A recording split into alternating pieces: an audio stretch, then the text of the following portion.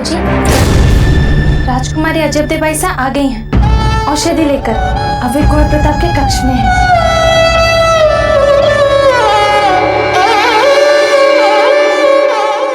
बाईसा, हम हमारे कक्ष का द्वार खुला छोड़ा है, हम अभी उसे बंद करके आते हैं।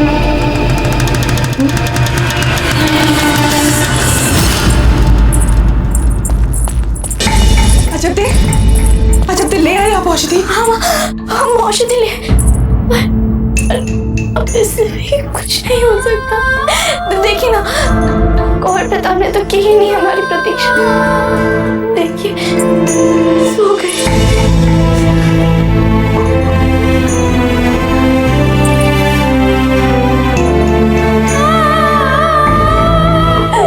कुछ नहीं कर पाया, कुछ नहीं कर पाई।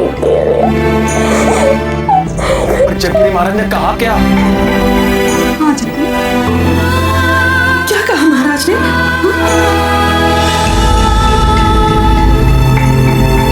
चक्री महाराज ने कहा कि औषधि लगाने से पहले यदि कुंवर प्रताप को नींद आ गई तो उन्हें बचाना बहुत कठिन हो जाएगा।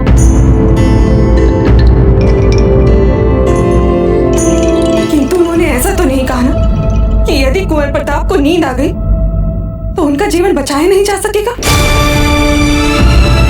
बताइए, ऐसा कहा क्या उन्होंने? तो फिर हमें उनको बचाना है, चाहे उसके लिए कुछ भी करना पड़े। अजब दे, जब एकमात्र औषधि जो उनके जीवन को बचा सकती थी, जब वो औषधि ले आई यार, तो अब हिम्मत कैसे हार सकती हैं आप?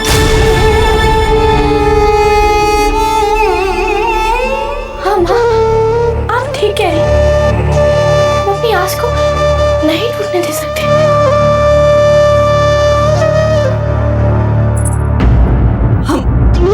हम तुरंत वैद्य जी को कहते हैं कि वो औषधि का लेप लगाएं कुंवर प्रताप को। रुकिए माँ, वैद्य जी के आने तक का समय नहीं गवा सकते माँ। हमें महाराज ने बताया कि कुंवर प्रताप के कहाँ और किस जगह औषधि लगानी है। सेवक, प्रतीक्षा किस बात की कर रहे हैं? शीघ्र इन्हें लेप लगाओ।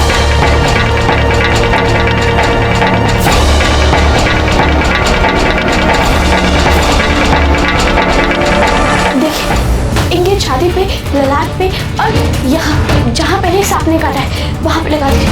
हमें इन्हें जगाए रखना है, इन्हें सोने नहीं देना है, नहीं तो औषधि काम नहीं करेगी। तो आइए हम सब मिलकर इन्हें जगाए रखने का प्रयास करते हैं। जागिए कुंवर प्रताप, जागिए, आप सो नहीं सकते। देखिए, आपकी औषधि भी आ गई है। कुंवर प्रताप उठिए, सोने से काम कैसे चलेगा? यदि आपको कुछ हो गया तो मेवाड़ की सीमाओं की सुरक्षा को कौन देखेगा? उठिए कुंवर प्रताप, उठिए, जागिए।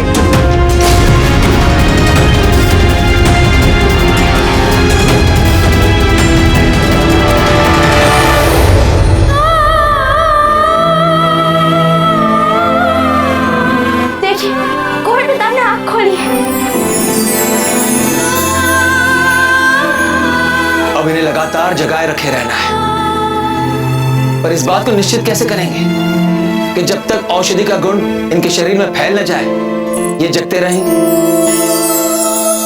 क्या क्या जतन नहीं किया हमने इन्हें जगाए रखने के लिए, पर फिर भी ये सो गए। देखिए, अब कुछ देर में फिर से ये सो जाएंगे। कोई बात नहीं, आपसे जितना बन सका उतना प्रयास किया आपने। ये कोई आसान कार्य नहीं था। वहाँ हमें लगता है इन्हें जगाए रखने का उपाय सोच के आए हमने। क्या हमारे राजकीय पुस्तकालय में कुंवर प्रताप के पुरखों की वीर गाथा वाला ग्रंथ होगा? बिल्कुल है। मेवाड़ के हर रियासत के लिए यह ग्रंथ रखना आवश्यक है। हर मेवाड़ी के लिए यह ग्रंथ धर्म ग्रंथ जितना पवित्र होता है। जब तक कुंवर प्रताप पूर्ण रूप से सचेत ना हो जाए, क्या हमें मिल सकता है वो ग्रंथ?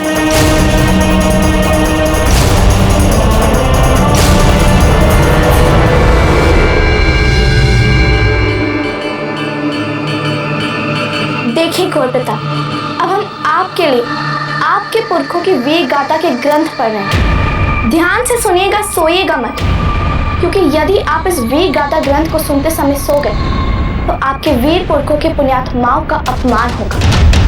और हम जानते हैं कि आप ऐसा भूल के भी कभी नहीं करेंगे। मेवाड़ के वीर राणाओं मर्यादा पुरुषोत्तम श्री राम वंशज माना जाता है। कहते हैं कि श्री राम के 2 यशस्वी पुत्र हुए थे, लव और कुश। राणा वंश के महान वीर बप्पा रावल वर्तमान आपके पूरे वंश के अस्तित्व का श्रेय बप्पा रावल को जाता है। मेवाड़ के राजवंश की नींव इन्होंने ही रखी थी। ये रणभूमि के निर्भीक सिंह थे।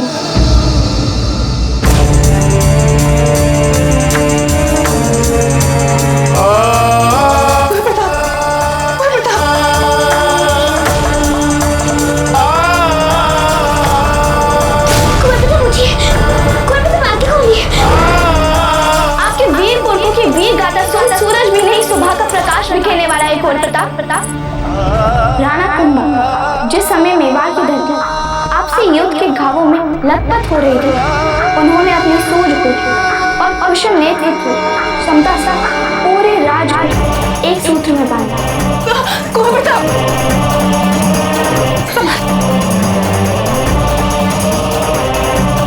कौन है? दादाजी कोई नहीं है वहाँ, कोई नहीं है।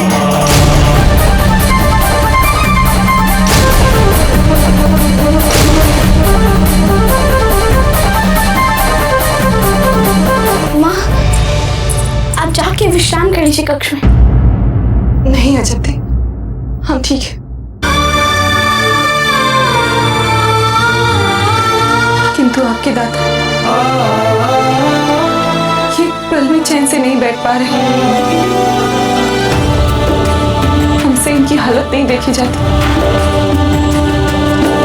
ऐसे विकट हुई थे राणा साहब। मातृभूमि की रक्षा हेतु 80 घाव देह पर खाए, एक हाथ और एक आंख गंवाया। फिर भी युद्ध भूमि में जब जब उन्हें शत्रु को ललकारा, बड़ा सा बड़ा शत्रु उनके भय से थर थर कांपा।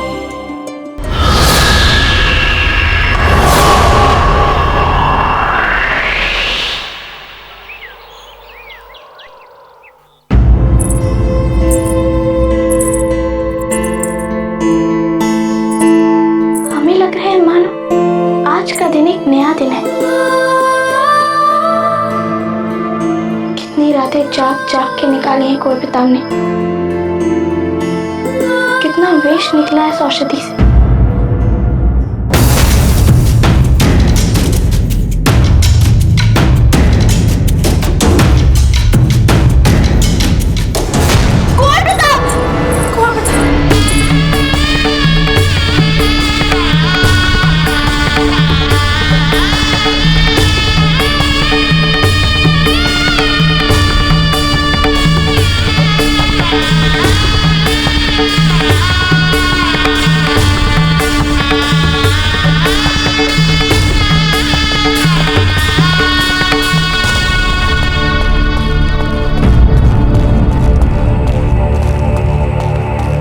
वैद्य जी, इनकी नाड़ी देख के बताइए हालत में कुछ सुधार है या नहीं।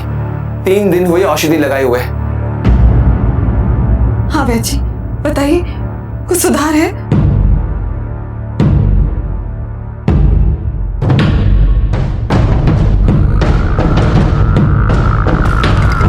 क्या हो वैद्य जी, कुछ सुधार है?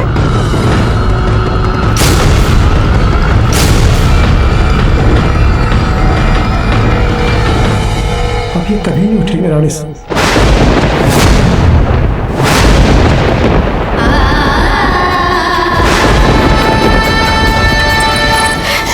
कैसे नहीं उठेंगे? कैसे कोई आस नहीं बची है? नहीं कोई पिता, आप ऐसा नहीं कर सकते। कितने सपने दिखाए आपने राजपिता ने, उन सपनों को पूरा किए बिना कैसे विश्राम ले सकते हैं? नहीं कोई पिता, नहीं, अपने पुरखों के गौरव को बढ़ाए बिना नहीं जा सकते हैं। भले ही आपको लगता है कि आप बहुत वीर हैं, बहुत साहसी हैं, और अभी बहुत कुछ करना है आपको कोई पिता, बहुत कुछ सिद्ध करना है आपको। बस अजंते, बस चुप हो जाइए। अब हमें चुप होने के लिए मत बोलिए माँ, इन्हें उठने के लिए बोलिए, क्योंकि इन्हें पता नहीं यदि ये चले गए तो कितना बड़ा संकट आ जाएगा सारे राजपुताने। अकबर सारे राजपुताने को अपने अधिकार में लेने के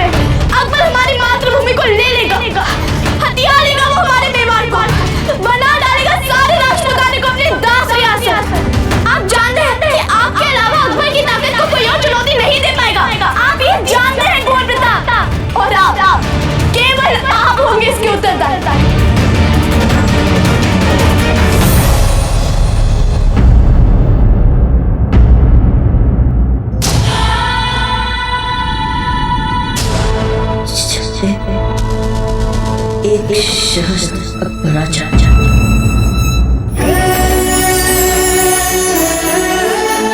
फिर भी वो हमारे लिए पढ़कर बार भी पक्का नहीं कर पाएगा।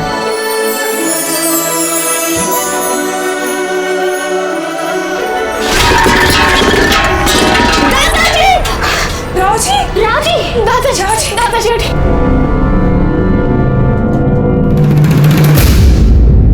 ओम ह्रीं क्रीं क्लीं ऐं मन्ता देव्यै नमः। ओम तत्पुरुषाय धीमहि सहस्राक्षाय महादेवाय धीमहि। महारानी साहब, ऐसा प्रतीत हो रहा है मानो दोष हट रहा है, संकट टल रहा है।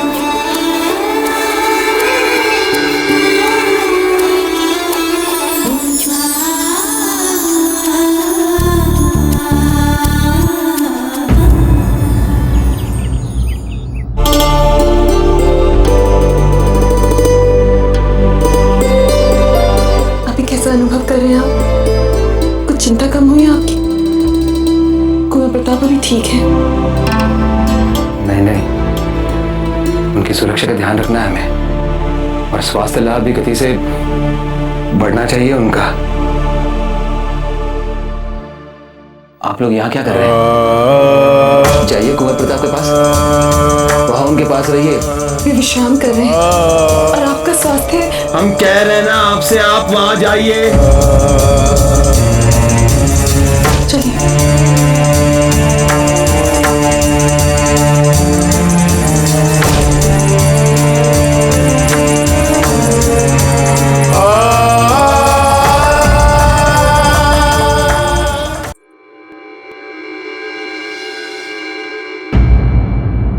चिंता की कोई बात नहीं है। अब ये ठीक है और पूरी तरह से खतरे से बाहर है। आप सबके भाव को देखकर ऐसा लग रहा है मानो जैसे हम कितने दिनों से चेतना में नहीं थे। आपको इस तरह से बात करते हुए देखना किसी चमत्कार से कम नहीं है कुंवर प्रताप।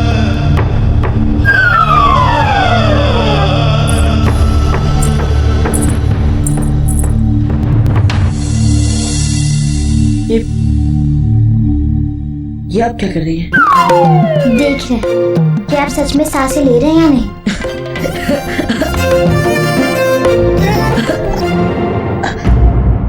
क्या हुआ कुंवर प्रताप? कुछ नहीं है समासी जी, बस एक घाव। बहन जी, आपने तो कहा था सब कुछ ठीक है, अब चिंता करने की कोई बात नहीं। फिर कुंवर प्रताप को पीड़ा कैसी? घाव भरने में थोड़ा समय लगेगा। पहले संकट था विष से, और वो अजब बाइसा के कारण पूरी तरह से जा चुका है। अजब?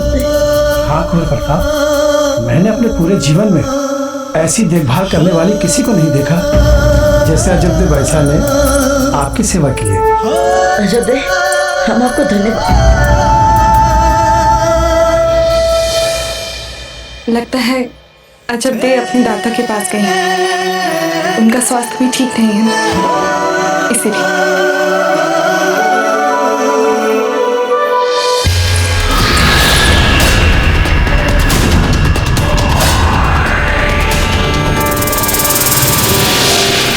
आपको हर पल कुंवर प्रताप की सुरक्षा का ध्यान रखना है। कम से कम 12 आत्मघाती सुरक्षा सैनिक भेष बदल कर हर पल कुंवर प्रताप के आसपास घेरा डाले रहे। किसी पर भी कोई संदेह हो तो उसी समय उन्हें बंदी बना लिया जाए। समझ गए आप? ये हुकुम।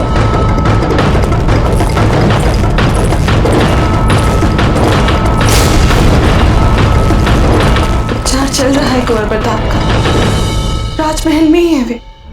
सब कुछ ठीक हो जाएगा। फिर क्यों इतनी चिंता कर रहे हैं आप?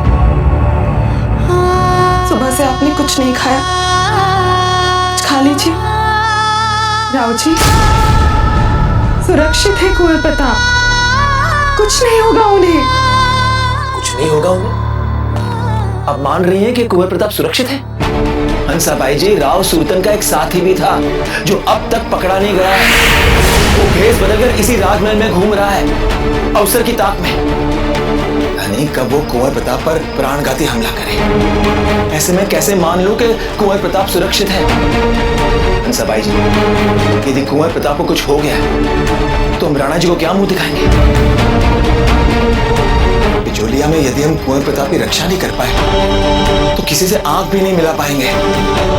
सारा राजपुताना हम पर थू-थू करेगा। नहीं हंसाबाई जी, इस बार सुरक्षा व्यवस्था में हम कोई छिद्र छोड़ना नहीं चाहते, और ऐसे समय में आपको हमारे खाने की पड़ी है। कौन?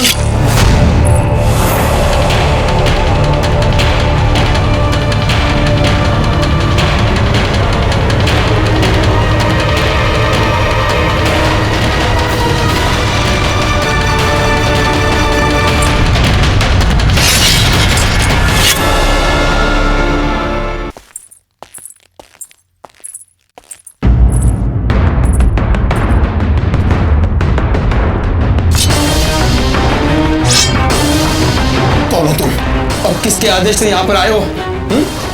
कौन हो तुम? छोड़ दीजिए निराव जी। कुंवर प्रताप, आप यहाँ? आपको इतनी शीघ्र चलना फिरना आरंभ नहीं करना चाहिए था। चिंता मत कीजिए हंसामासी जी, अब हम पहले से अधिक स्वस्थ अनुभव कर रहे हैं। राव जी, ये महल के बहुत पुराने सुरक्षा कर्मी, जब हम पहले दिन यहाँ आए थे हमने नहीं देखा था।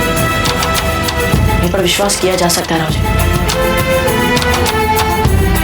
जाओ। हुकुम।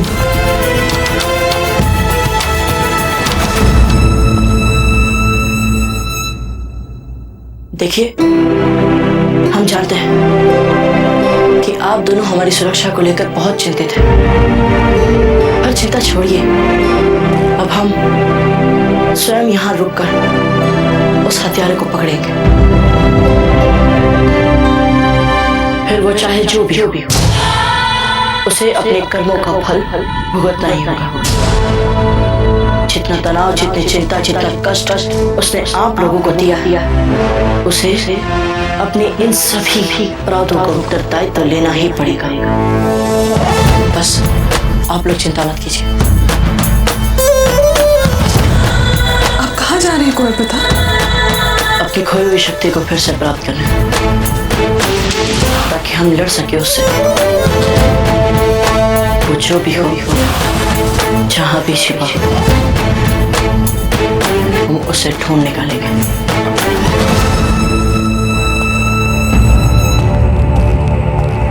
जो अपना हर जीवित पल मृत्यु के साथ आंख में चोली खेल रहा हो, उसकी सुरक्षा को कैसे कर सकता है?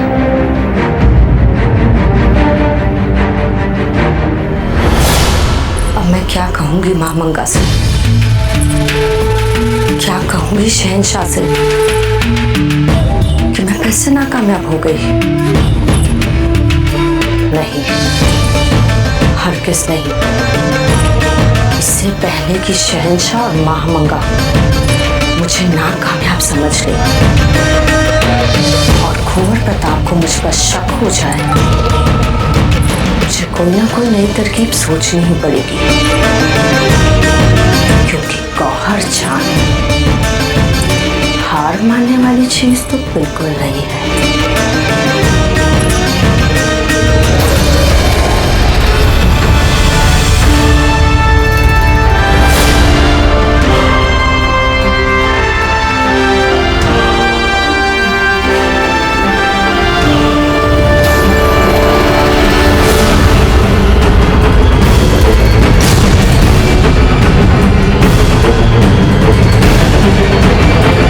चंद सांसें और फिर मेवाड़ का सूरज ढल जाएगा।